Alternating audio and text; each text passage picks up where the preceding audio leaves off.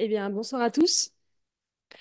Donc je me présente, je m'appelle Pauline Tavel. Je suis présidente de l'IFSA, donc c'est une association qui regroupe des étudiants forestiers à l'international. Donc pour ce soir, on vous propose une conférence donc présentée par Madame Blondet, qui est enseignante-chercheur ici en anthropologie sociale, qui vous parlait du dialogue entre forestiers et grand public. Voilà, la bonne conférence. Merci Pauline. Merci à tous d'être restés plus longtemps que prévu dans votre journée de travail et dans votre journée d'études et de travail aussi pour les étudiants. Merci à Pauline et à l'IFSA de m'avoir proposé d'intervenir ce soir et puis d'avoir un peu forcé la conceptualisation, la structuration de plein de choses que j'ai commencé à travailler puis que j'ai jamais forcément beaucoup formalisé. Donc, ça m'a donné un peu l'occasion de le faire, hein. Il y a encore plein de boulot, mais enfin, bon, voilà. Je vais vous expliquer un peu, enfin, vous parler un peu de tout ça. Donc, ce sur quoi je vais vous parler ce soir, c'est la question des représentations sociales, et notamment celles qui tournent autour de la forêt. Et puis, qu'est-ce que ça peut donner dans le dialogue entre les forestiers et puis la société civile plus globalement.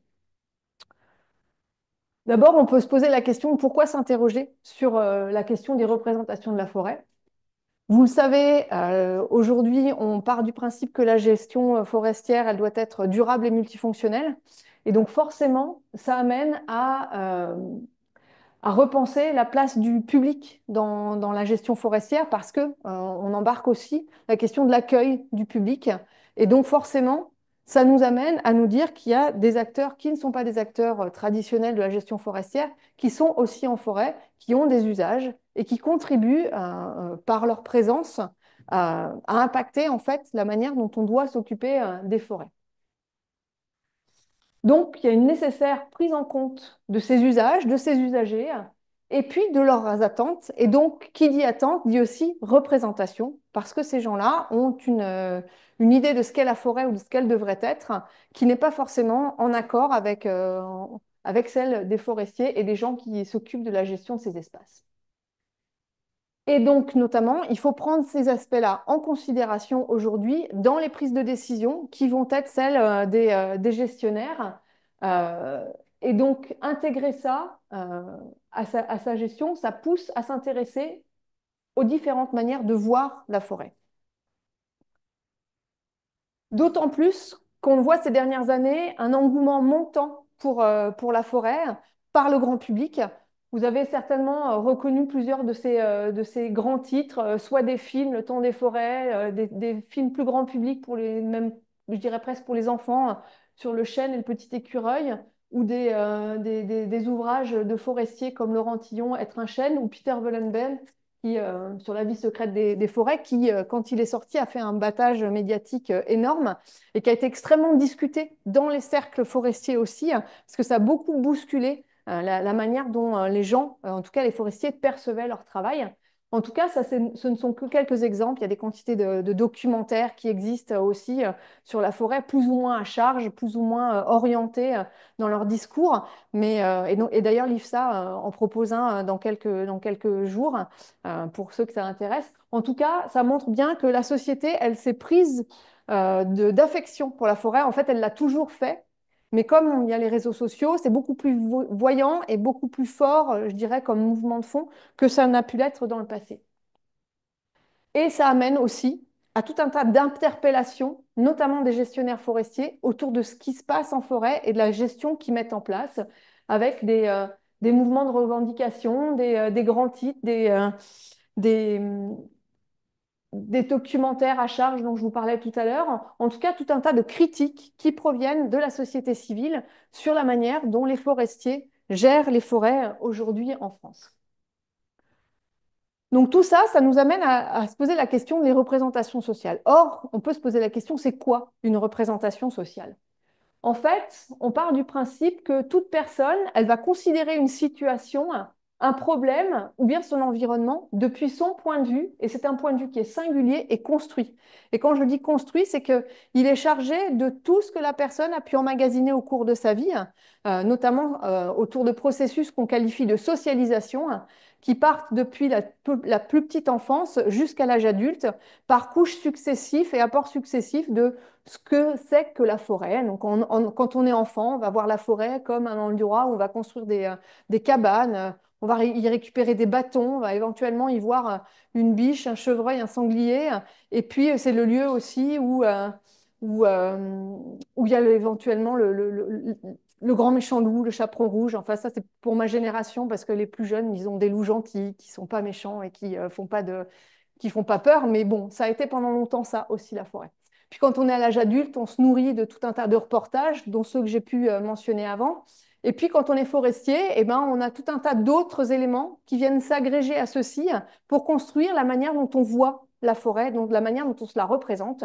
Et donc c'est un peu de tout ça dont je vais vous parler. D'abord en parlant de ce que le grand public imagine de la forêt, comment elle la voit. Ensuite, je vous parlerai un petit peu des propriétaires privés, puis des gestionnaires, et on va voir comment finalement ça fait un gradient et comment tout ça dialogue ou pas, plus ou moins bien. En tout cas, ces représentations, elles vont consister à mettre en place des modes de classification et d'évaluation qui vont permettre de saisir et de comprendre le monde autour de soi. C'est donc des éléments qu'on va construire, qu'on va encoder dans sa mémoire et qui nous permettent de prendre des décisions selon les situations, selon les contextes. On ne va pas le faire de manière consciente, on ne va pas le dire, tiens, je vais faire appel à telle ou telle représentation pour réussir à me situer dans un contexte particulier, mais en tout cas, on va les manipuler et assez naturellement pour essayer de comprendre le monde autour de soi. Donc, les représentations sociales sont un ensemble de connaissances ou de croyances qui sont encodées et mémorisées par un groupe social. Et c'est important de parler d'un groupe social parce que, évidemment, ces représentations-là, ces connaissances du monde, elles vont se construire au contact des autres, d'abord de sa famille, de son groupe de pairs, de ses camarades d'école, puis progressivement de ses amis, des différents groupes, par exemple, de loisirs, groupes sportifs auxquels on va être attaché, enfin, s'attacher au fur et à mesure de sa vie, et puis évidemment son milieu professionnel. Donc tout ça, c'est construit collectivement par un groupe social donné. Euh, donc on va construire finalement une vision du monde, et ces représentations, elles sont importantes parce qu'elles vont guider et orienter les actions des personnes et leur manière de voir. Donc c'est pour ça qu'elles sont importantes pour nous aussi. C'est parce que les gens sont porteurs de telle ou telle représentation qu'ils vont se positionner de telle ou telle manière dans une situation donnée. Et le dernier élément qui est important, c'est qu'elles vont permettre aussi, ces représentations sociales, d'organiser des interrelations et des rapports sociaux entre personnes, puisque quand on partage des représentations, bah, ça se passe bien, mais quand on n'est pas d'accord sur les représentations qu'on a d'une situation ou d'un environnement, ça peut provoquer des controverses, voire des conflits plus flagrants. Donc, on parle aussi de relations sociales qui sont des lieux d'incarnation, des oppositions, des convergences de représentation des personnes. Donc globalement, je ne sais pas si je rentre dans le détail, mais les représentations sociales, elles sont construites soit à base de caractéristiques objectives sur l'objet. Sur une forêt, ça va être la présence d'arbres, la présence de certaines formes de faune, par exemple. Ça va être construit aussi sur des expériences pratiques qu'on a vécues. Donc on va aller se balader en forêt, on a cette expérience-là. Et puis, sur tout un tas d'attitudes et de normes culturelles et sociales qui là aussi alimente la manière dont on construit ces représentations. Donc globalement, les représentations, elles reposent sur des traditions, de l'éducation et puis tout un tas d'éléments de communication qui vont finalement nous alimenter et produire tout ça. Donc ça, le reste, je l'ai à peu près dit sur la diapo d'avant. Un petit arrêt, parce qu'on parle de représentation sociale, mais souvent, par facilité, on parle aussi de perception.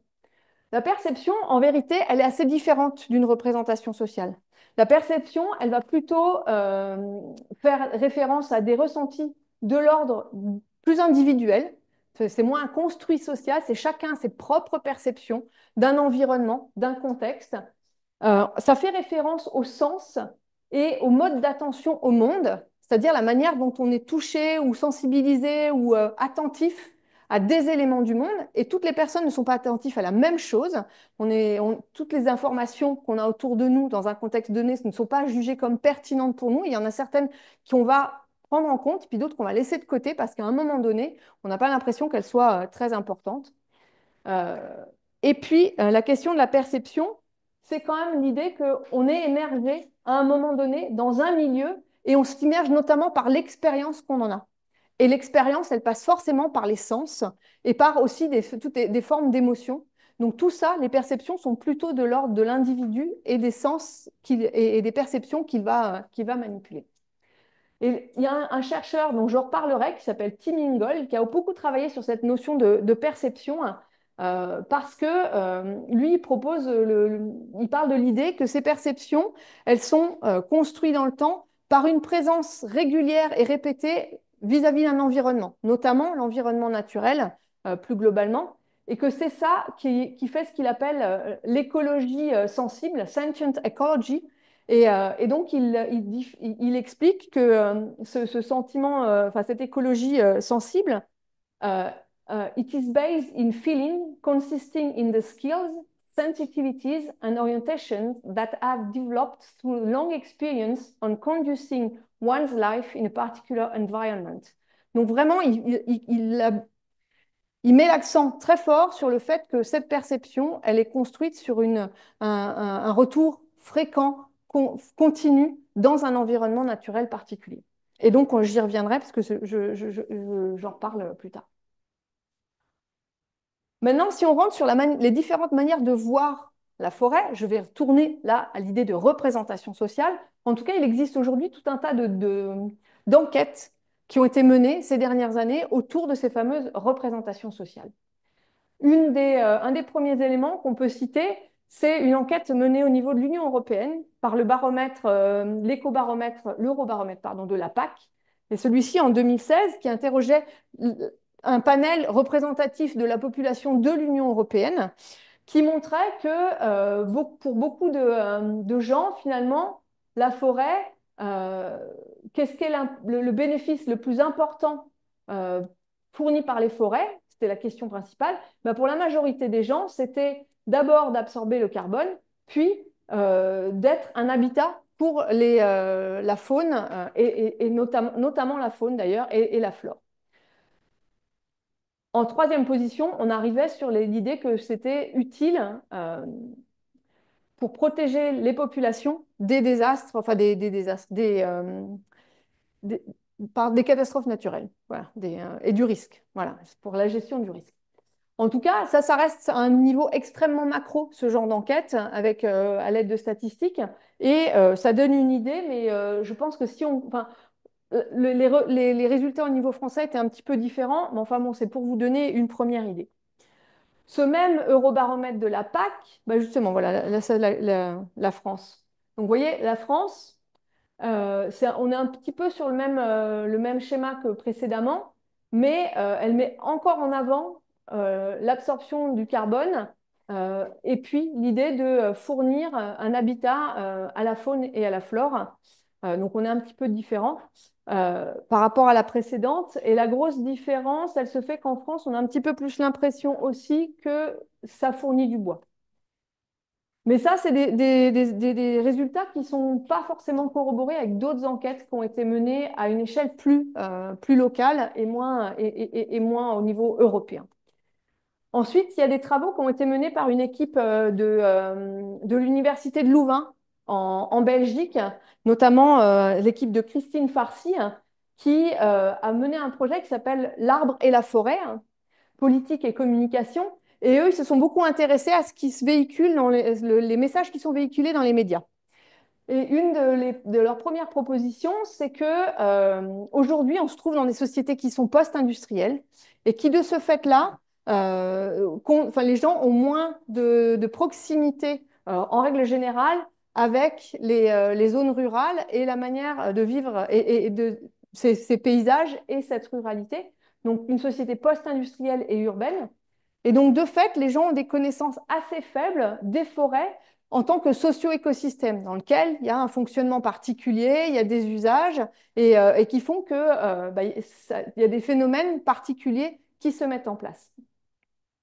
Et de manière générale, cette équipe de l'Université de Louvain montre qu'aujourd'hui, le grand public a plutôt des représentations qui vont être monofonctionnelles de la forêt. C'est-à-dire où on voit la forêt comme étant un écosystème naturel et on le voit uniquement comme ça. Soit à l'inverse, on va le voir comme un lieu d'activité récréative. Très rarement, on le voit comme un lieu de production d'une ressource naturelle qui est le bois.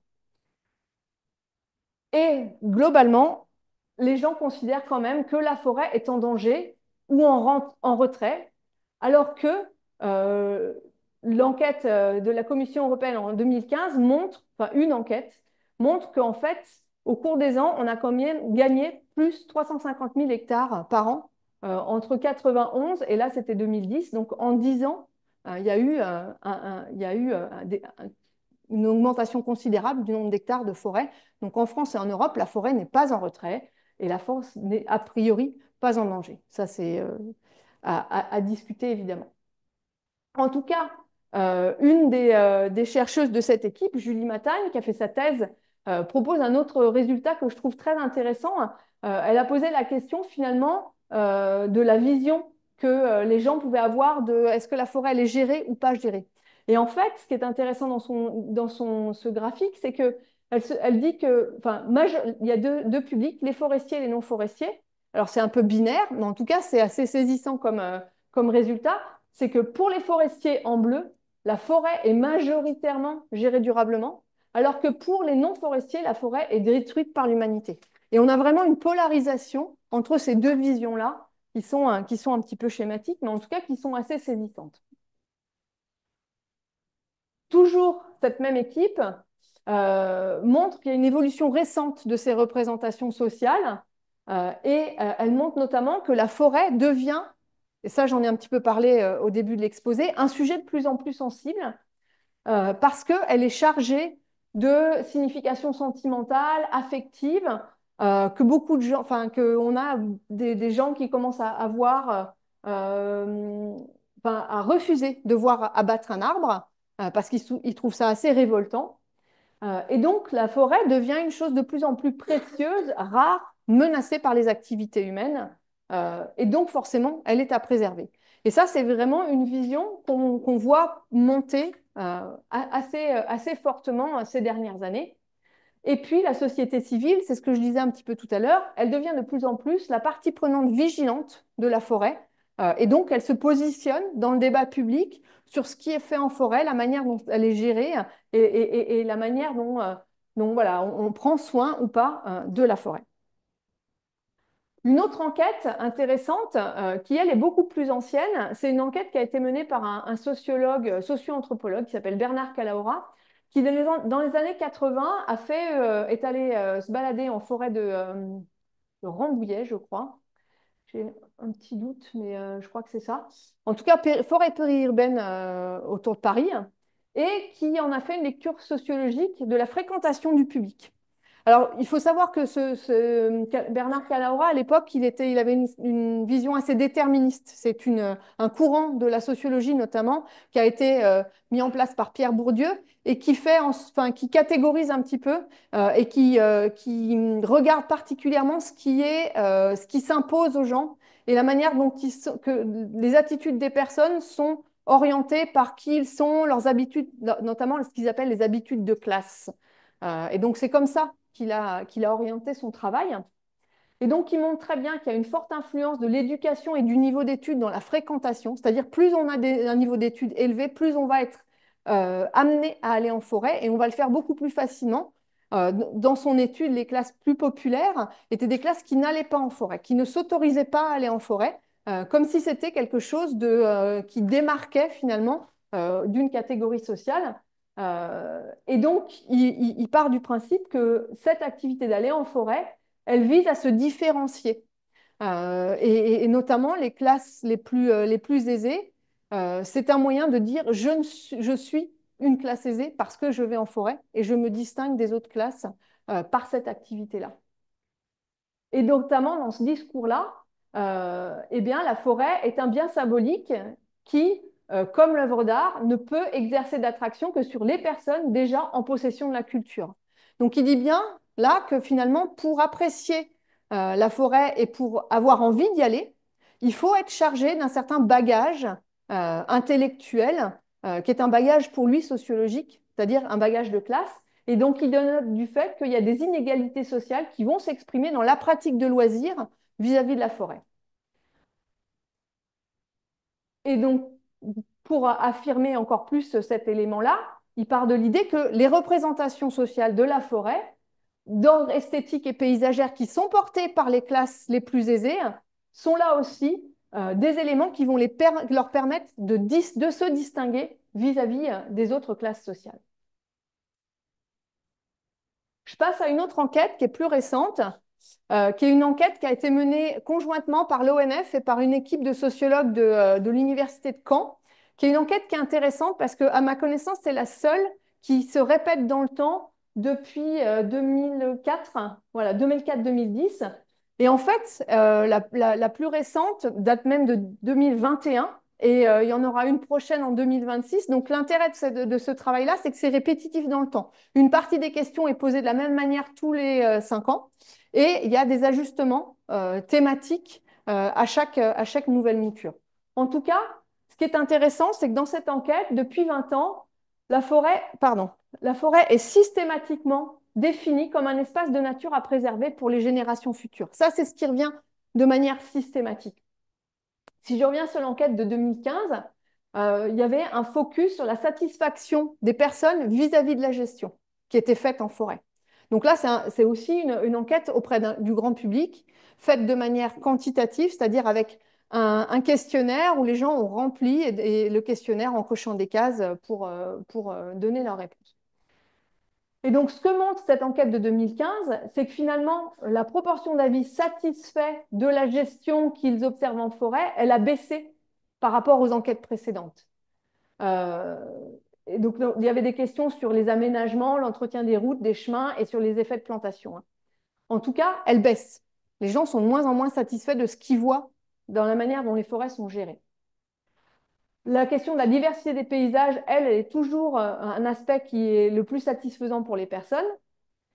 La question des arbres morts, il y avait des interrogations là-dessus, hein. Elle est mieux tolérée qu'elle ne l'était avant, mais ça reste quand même quelque chose, une des principales sources d'insatisfaction des personnes, à 46%, encore quand même en 2015 par rapport à 51% en 2010. En tout cas, il y a des actes de gestion qui passent mal auprès du grand public. C'est ça qu'il faut retenir. Et ça, c'est quand on est sur des territoires forestiers, c'est quelque chose qui revient fréquemment. Dans les Vosges, moi j'ai plein de fois des gens, des promeneurs, des propriétaires qui me disaient c'était mieux avant. Avant, la forêt elle était propre, il y avait plein de branchages qui traînaient partout. Aujourd'hui, c'est dégueulasse. Et ça, c'est vraiment extrêmement fréquent d'avoir ce genre de discours.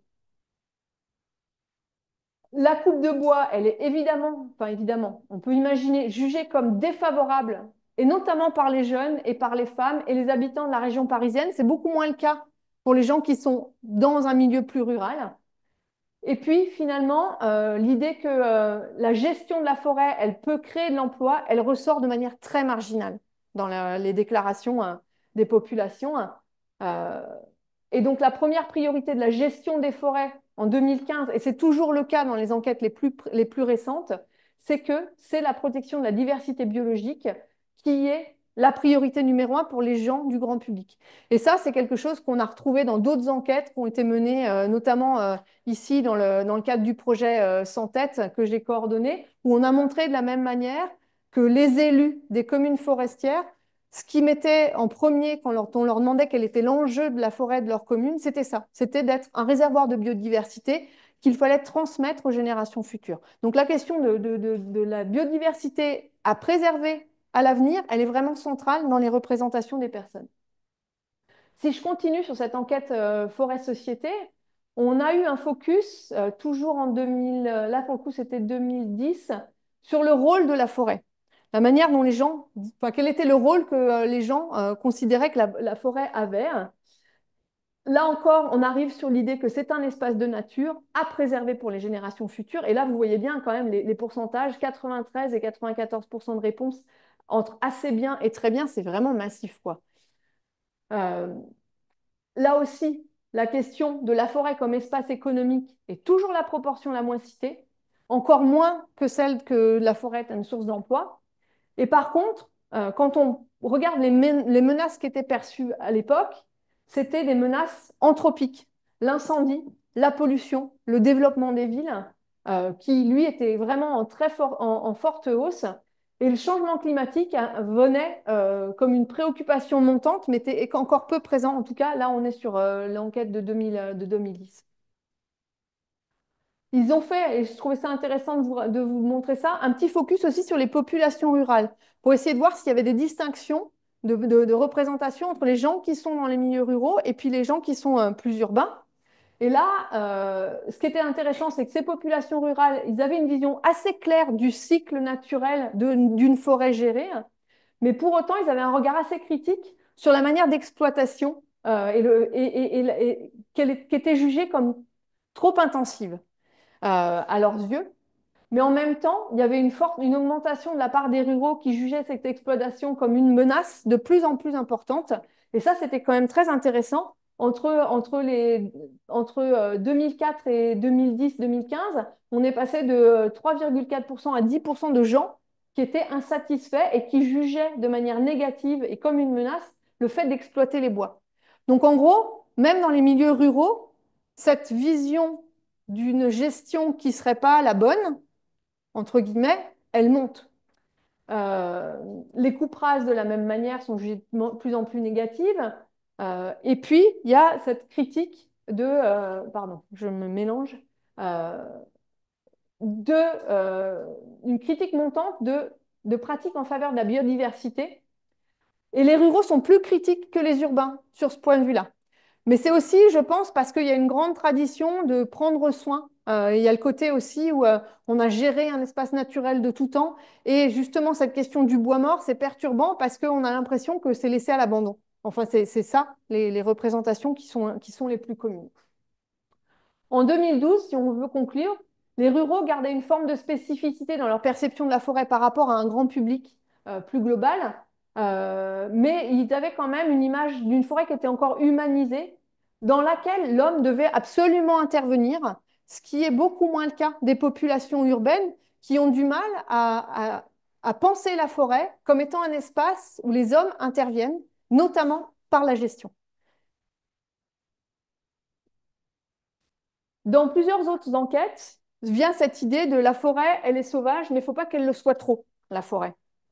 Euh, D'abord, la forêt, globalement, elle est vécue comme étant l'opposé de l'antipode de la vie moderne.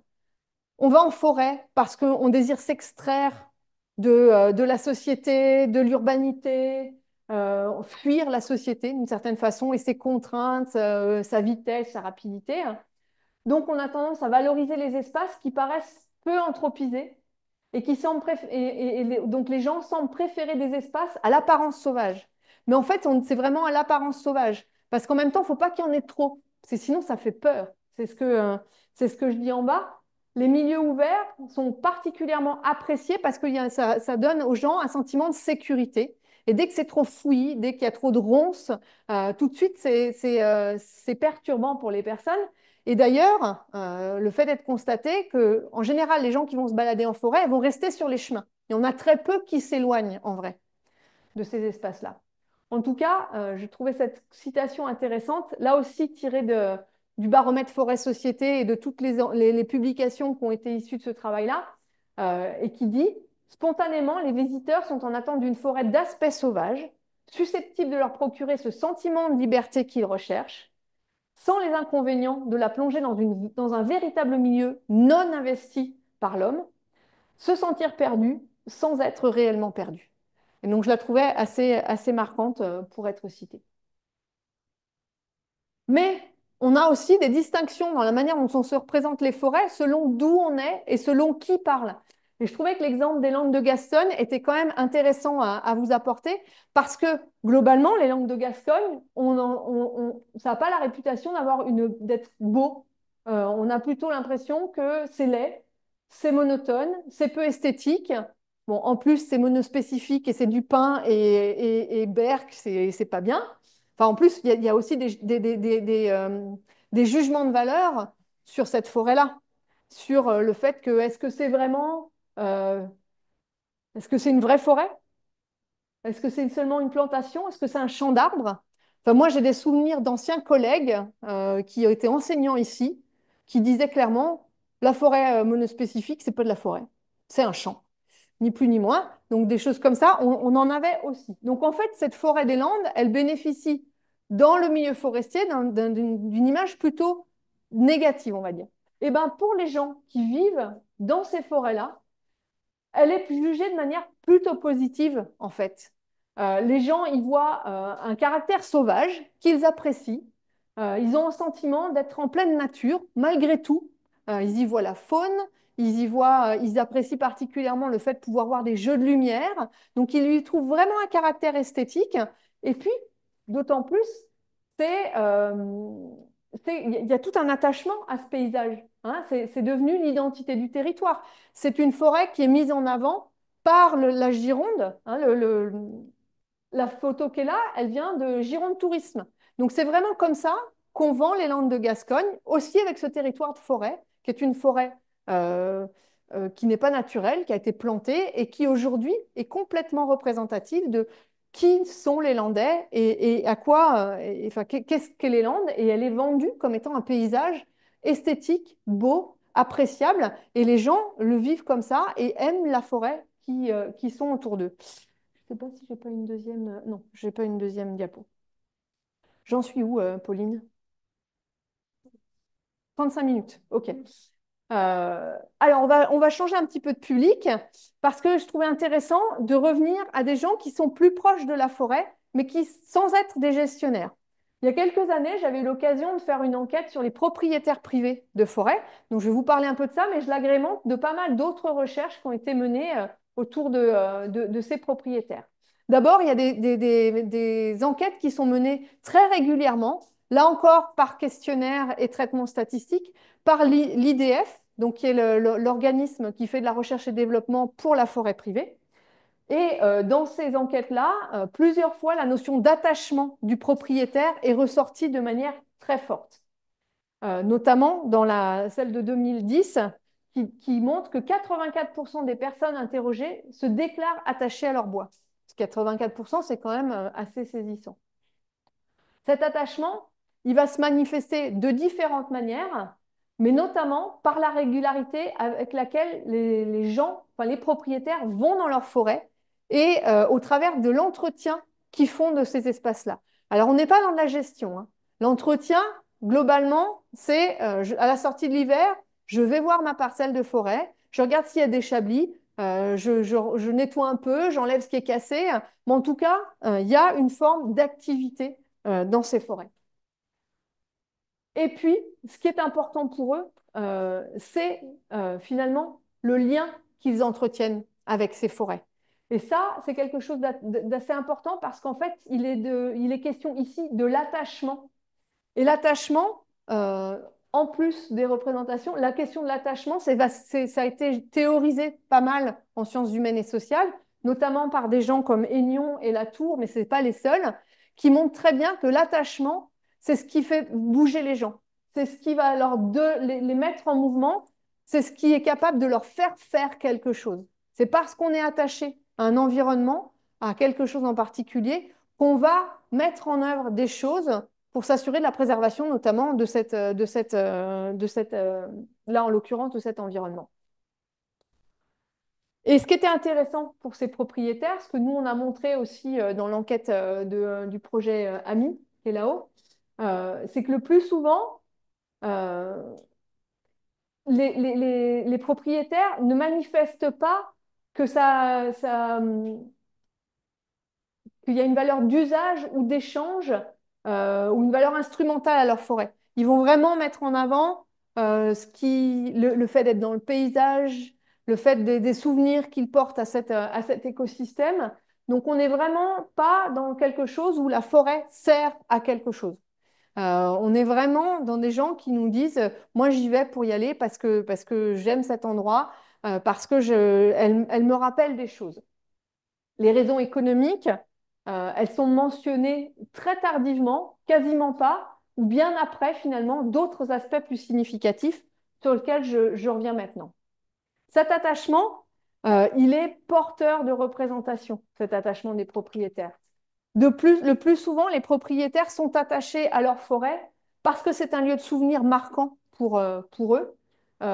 Donc, c'est porteur, j'ai oublié un R, d'une dimension et d'une forte valeur sentimentale.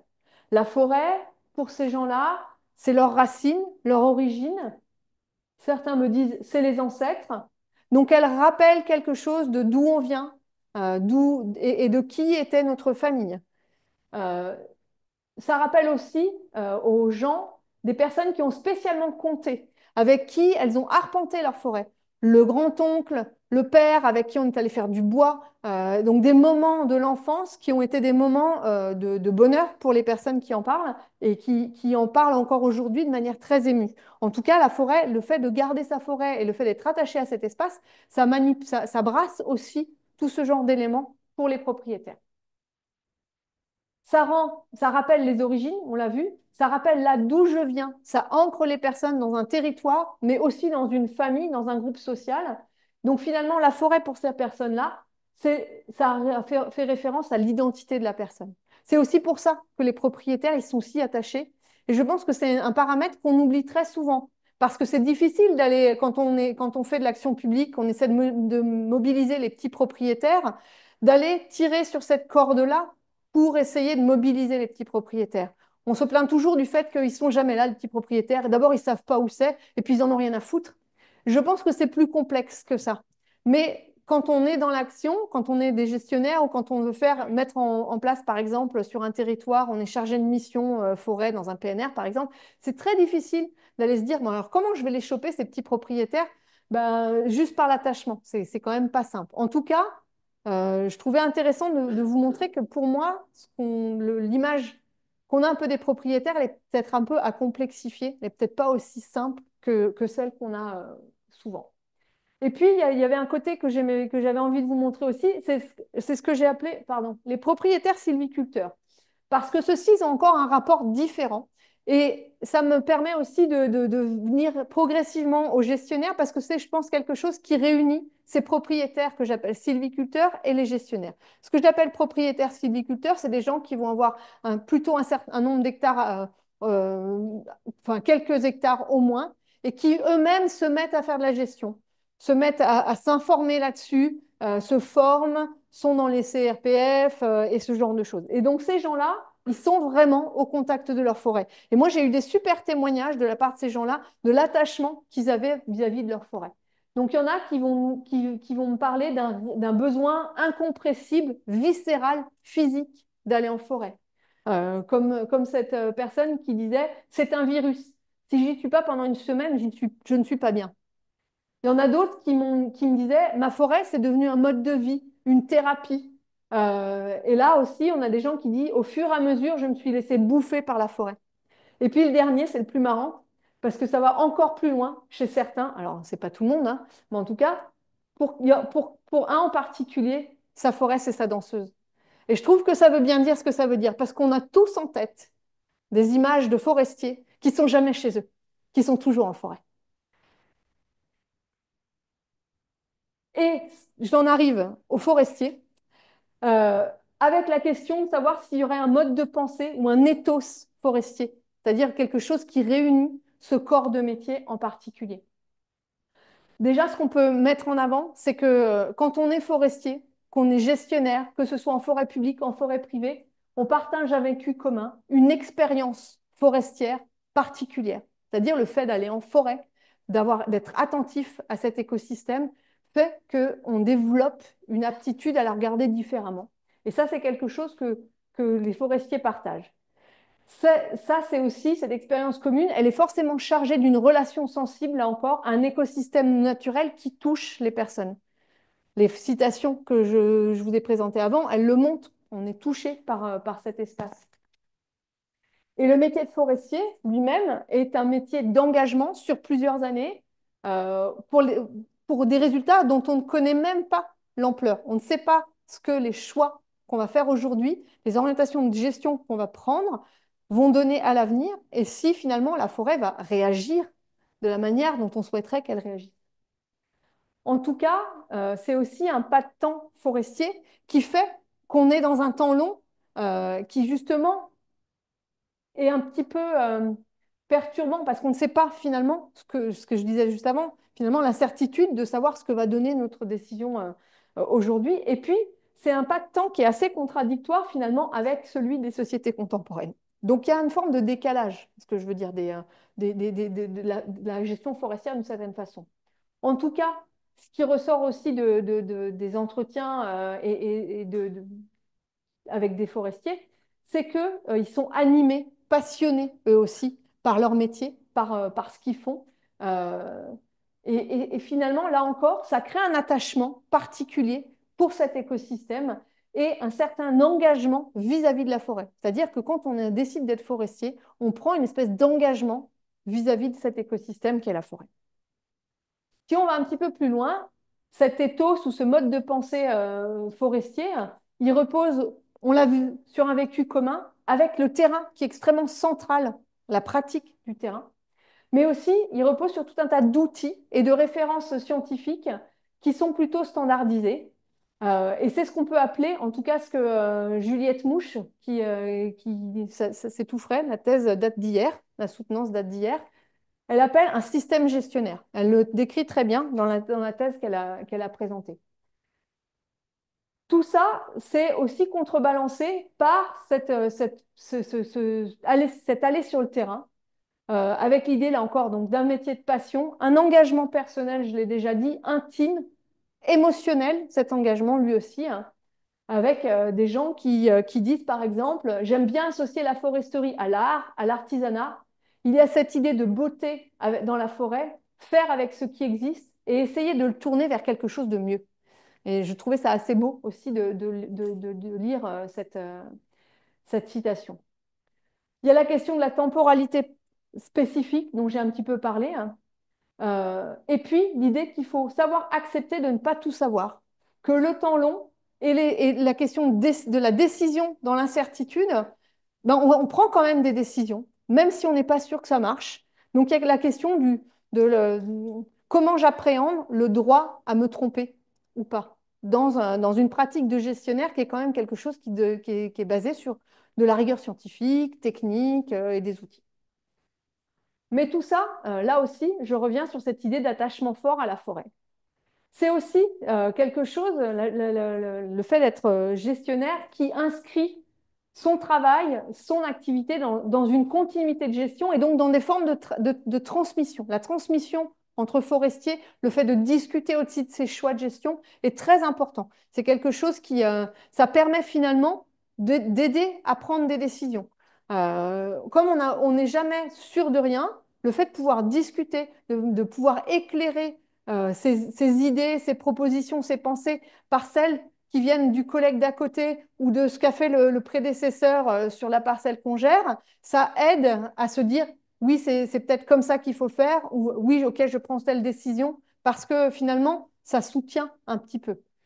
Euh, En tout cas, l'idée, c'est quand même d'agir et avec mesure et avec prudence.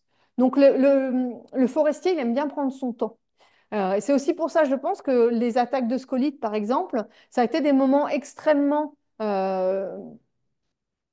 plus que perturbants. Je pense qu'il y a eu des formes de sidération pour certains d'entre eux, parce que du jour au lendemain, il fallait raser la forêt, et puis il fallait aller vite, il fallait pas se poser de questions sur ce qu'on allait faire après, il fallait juste y aller et faire ça vite. Donc ça a perturbé aussi beaucoup le mode d'être au monde, ce que j'appelle cet ethos du forestier. En tout cas, les forestiers, pour beaucoup d'entre eux, moi j'ai pu noter aussi qu'ils avaient un grand sentiment de responsabilité et de devoir. Et très souvent, ils nous disent, nous, on fait quelque chose pour la société. Et ils sont très fiers de le mettre en avant comme ça, parce que pour eux, c'est vraiment ce qu'il y a de plus central. Dernier élément sur ces forestiers, la question de l'observation et de l'expérience empirique dont j'ai déjà parlé. Beaucoup disent qu'il faut arpenter la forêt. Et derrière le mot arpenter, ça veut dire qu'il faut y aller souvent, de manière répétée, de manière continue. En tout cas, y être beaucoup, encore une fois. Et donc là, on revient aux propositions de Tim Ingold dont je vous ai parlé tout à l'heure sur l'écologie sensible, où l'idée, c'est d'observer en prenant son temps pour pouvoir comprendre l'écosystème et agir par la suite. Tout ça, c'est des choses qui sont assez centrales. Et donc, tout ça, ça crée cet attachement dont j'ai parlé, qui est un attachement qui se développe au fur et à mesure de ces interactions régulières avec la forêt. Et puis, très souvent, le forestier, il a le sentiment de donner de sa personne. Il y a une forme aussi d'investissement corporel. Un marché en forêt, c'est quand même pas évident. Juliette Mouche, encore une fois, qui soutenait hier, elle montre très bien, alors elle a travaillé en Savoie, elle montre très bien que arpenter la forêt en Savoie, quand il y a des pentes, eh ben, physiquement, ça demande un investissement aussi, et ça joue aussi sur la manière dont on est en relation avec cet écosystème naturel. En tout cas, ça permet de développer des formes de connaissances non formalisées, des feelings aussi, qui vont eux aussi accompagner, aider les gestionnaires dans leur prise de décision, hein, où finalement, c'est cette perception du milieu, de la manière dont il va réagir en faisant rentrer un peu plus de lumière, en faisant une petite éclaircie, en faisant des choix de coupe au moment de martelage. Tout ça fait que c'est ce que j'appelle ces connaissances informels qui en fait sont de l'ordre du ressenti. Mais c'est ça finalement qui oriente le choix des gestionnaires. Bon, je ne vous lis pas la citation, hein, je pense que vous avez compris. En tout cas, tout ça, je vais terminer là-dessus, mais les forestiers d'un côté, la société de l'autre, là où il y a des points d'achoppement, c'est dans toutes les discussions, les controverses qui émergent ces dernières années autour de ce qui est fait en forêt française. On n'est pas d'accord avec cette façon de faire. Il y a des mouvements citoyens qui se mettent en place, notamment des groupements citoyens et qui montrent des groupements forestiers écologiques et citoyens qui achètent des forêts pour les gérer autrement. Donc le couple qu'on voit là, il propose, ils sont tous les deux enfin, ingénieurs forestiers, et ils ont décidé de monter notamment un groupement écologique et citoyen. Bon, si vous voulez, c'est un film d'Arte, si ça vous intéresse. En tout cas, il y en a de plus en plus. Il y a aussi toute une interrogation, enfin en tout cas des mouvements qui se mettent en place autour de forêts comme ZAD. Notamment, là, il est question de la forêt de Roibon, où il a été prévu de construire un center park et de raser pour le faire des hectares de forêt. Et c'est mis en place une ZAD sur cet espace-là pour que ce projet ne se fasse pas. Et ils ont réussi à faire en sorte que ce sujet ne se fasse pas. Et puis, il y a des mouvements de jeunes aussi là aussi, des jeunes plutôt formés à la gestion forestière qui réagissent en disant, mais nous, on n'a plus envie de la gestion qu'on voit et qui réagissent sur les réseaux sociaux en postant ce genre de trucs. Tu veux voir si ça marche? Merci, Corinne. Alors, peut-être que vous connaissez.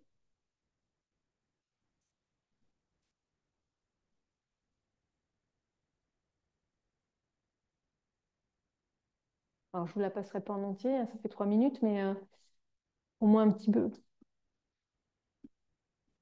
T'arrives à la mettre en grand écran, hein, Corinne?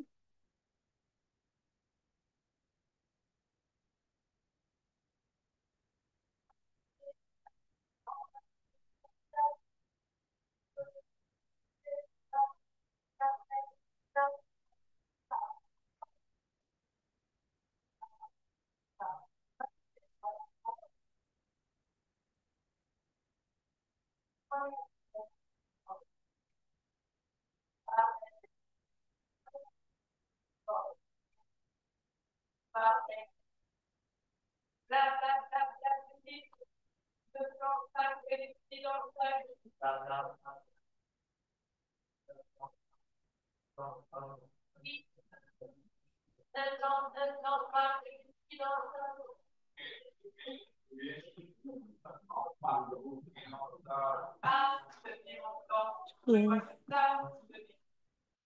Bon, voilà, ça c'était le côté un petit peu marrant, un petit peu anecdotique de ma présentation.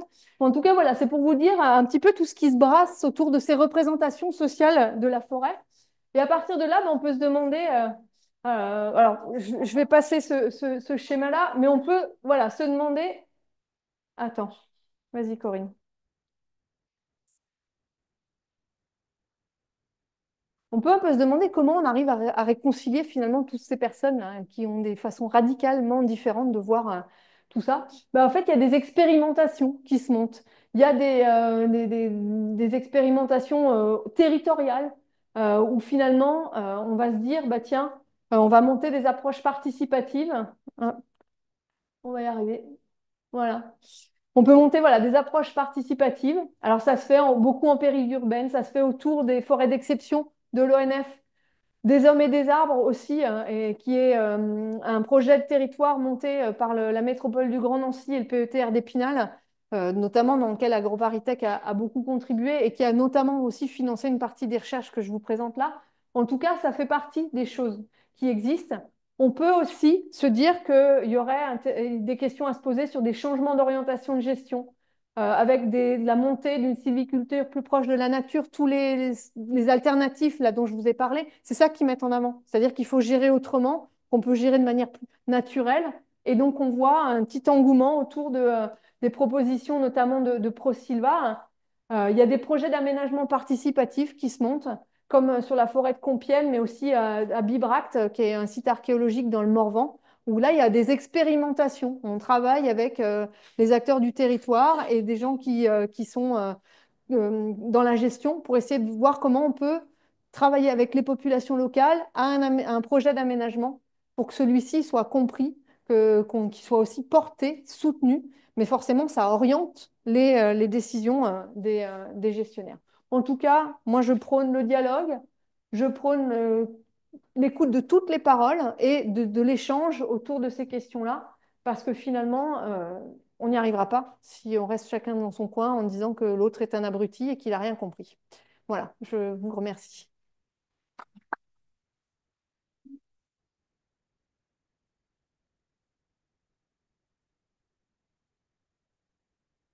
Eh bien, merci beaucoup, Madame Blondet, pour votre intervention qui était tout à fait intéressante.